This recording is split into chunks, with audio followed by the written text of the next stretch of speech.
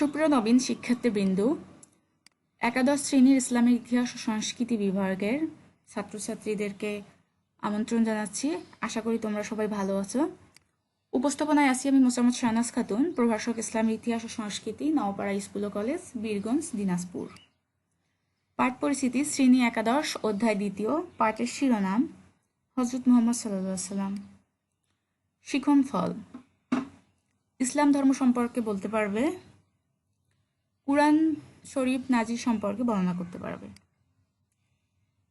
ইসলাম, পবিত্র কুরআন মজিদে বলা হয়েছে আল্লাহর মনোনীত ধর্ম ইসলাম। মুহাম্মদ সাল্লাল্লাহু আলাইহি ওয়াসাল্লাম এ ধর্ম প্রচারের জন্য আল্লাহর আদেশ লাভ করেন। ইসলাম শব্দের অর্থ শান্তি, নিরাপত্তা ও মুক্তি। এটি সলম ধাতু থেকে উৎপন্ন হয়েছে, যার অর্থ হচ্ছে শান্তিতে থাকা। ইসলাম পৌতলিকতা, সামাজিক অসাম্য, ব্যভিচার এবং সর্বপ্রকার অন্যায় ও অবিচারের বিরুদ্ধে এক বিরাট চ্যালেঞ্জ স্বরূপ। আল্লাহ ভিন্ন আর কোনো উপাস্য নেই। হজরত মুহাম্মদ সাল্লাল্লাহু আলাইহি ওয়াসাল্লাম তার প্রেরিত রাসূল, যার আরবি হচ্ছে লা ইলাহা ইল্লাল্লাহু মুহাম্মাদুর রাসূলুল্লাহ। এটা ইসলামের প্রধান কালিমা বা মূল বাক্য। আল্লাহ এক, অদ্বিতীয়, নিরাকার, চিরঞ্জীব, বিশ্বব্রহ্মাণ্ডের সৃষ্টিকর্তা ও প্রতিপালক। এটি ইসলামের মূল কথা।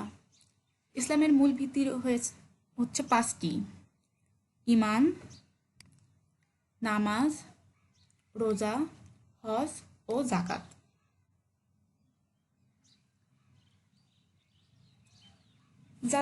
যারা আল্লাহর তৌহিদে বা একত্ববাদে বিশ্বাস করে এবং আল্লাহর নিকট সম্পূর্ণভাবে আত্মসমর্পণ করে পবিত্র কুরআনের অনুশাসন অনুযায়ী জীবনযাপন করে, তাদেরকে মুসলমান বলা হয়। কিয়ামতের অর্থাৎ শেষ বিচারের দিনকে বিশ্বাস করাও প্রতিটি মুসলমানের পক্ষে অপরিহার্য।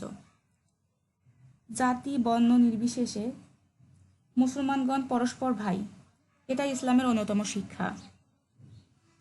আল্লাহর কালাম পবিত্র কুরআন মুসলমানদের পবিত্র ধর্মগ্রন্থ।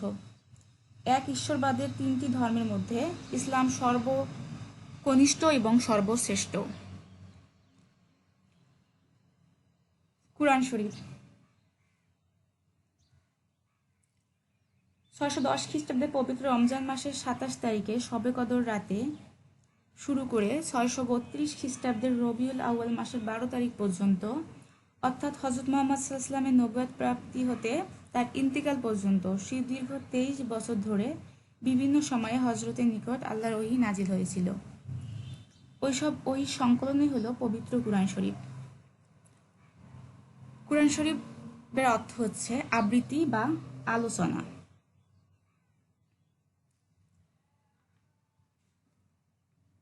প্রথম দিকে হজরতের সাহাবী খেজুর পত্রে এবং সাদা পাথরের গায়ে কুরআনের বাণী লিখে রাখতেন এবং পুস্তক আকারে লিপিবদ্ধ কিছু সংখ্যক সাহাবী মুখস্থ করে রাখতেন। তৃতীয় খলিফা হজরত উসমান রাদিয়াল্লাহু আনহু কুরআনের পুস্তক আকারে লিপিবদ্ধ করার জন্য ৬৫১ খ্রিস্টাব্দে জাবেদ বিন সাবিতের নেতৃত্বে একটি শক্তিশালী কমিটি নিযুক্ত করেন। তারাই সর্বপ্রথম কুরআন শরীফ বর্তমান আকারে বিশুদ্ধভাবে সংকলন ও লিপিবদ্ধ করেন। পবিত্র কুরআন শরীফে মোট ১৪টি সূরা, ৬,২৩৬টি আয়াত, ৭৭,৯৩৪টি শব্দ এবং ৩,২৩,৬২১টি অক্ষর রয়েছে। প্রফেসর হিট্টি কুরআন সম্পর্কে বলেন, কুরআনের মতো কোনো পুস্তকই এত ব্যাপকভাবে পঠিত হয়নি। বিশ্বের প্রতিটি মুসলমান এটা আবশ্যিকভাবে পড়ে থাকে। এটা কমপক্ষে মোট ৪০টি ভাষায় অনুদিত হয়েছে। মুসলিম আইন শাস্ত্রের প্রধানতম উৎসই হচ্ছে কুরআন।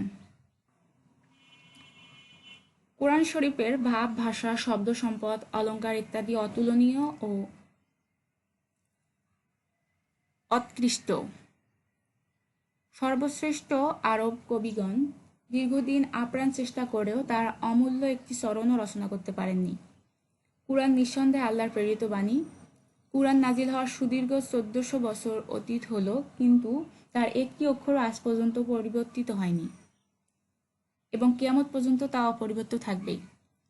কোনো মানবের পক্ষে এর কোনরূপ পরিবর্তন সাধন করা সম্ভব নয়। হযরত ব্যক্তিগত জীবনে যখনই কোনো সমস্যার সম্মুখীন হতেন তখনই ওহী নাজিল হতো। কাজেই তা পার্থিব ও আধ্যাত্মিক জীবনের পথ প্রদর্শক।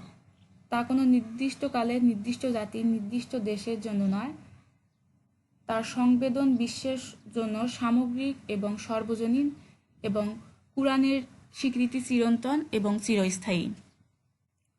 সুপ্রিয় শিক্ষার্থীবৃন্দ, আজকের এই আলোচনা থেকে তোমরা নিশ্চয়ই বুঝতে পেরেছ যে কুরআন শরীফ পৃথিবীর সর্বশ্রেষ্ঠ এবং সর্বোৎকৃষ্ট ধর্মগ্রন্থ, যেটি হযরত মুহাম্মদ সাল্লাল্লাহু আলাইহি ওয়াসাল্লামের উপর নাজিল হয়েছিল। সুপ্রিয় শিক্ষার্থীবৃন্দ, আজকের ক্লাসের আলোকে তোমরা কয়েকটি প্রশ্নের উত্তর দাও। প্রথম প্রশ্ন হচ্ছে, ইসলাম শব্দের অর্থ কী?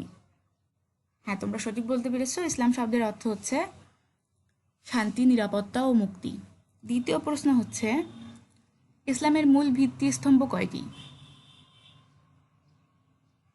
জি, তোমরা সঠিক বলতে পেরেছো। ইসলামের মূল ভিত্তি স্তম্ভ হয়েছে 5টি।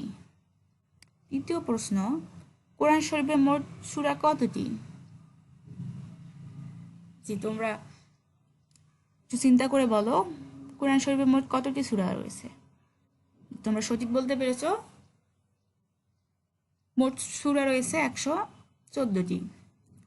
সুপ্রিয় শিক্ষার্থীবৃন্দ, আজকের ক্লাস এ পর্যন্তই। তোমাদেরকে আরেকবার ধন্যবাদ জানিয়ে আজকের ক্লাস শেষ করছি এবং পরবর্তী ক্লাস দেখার আমন্ত্রণ জানাচ্ছি। আল্লাহ হাফেজ।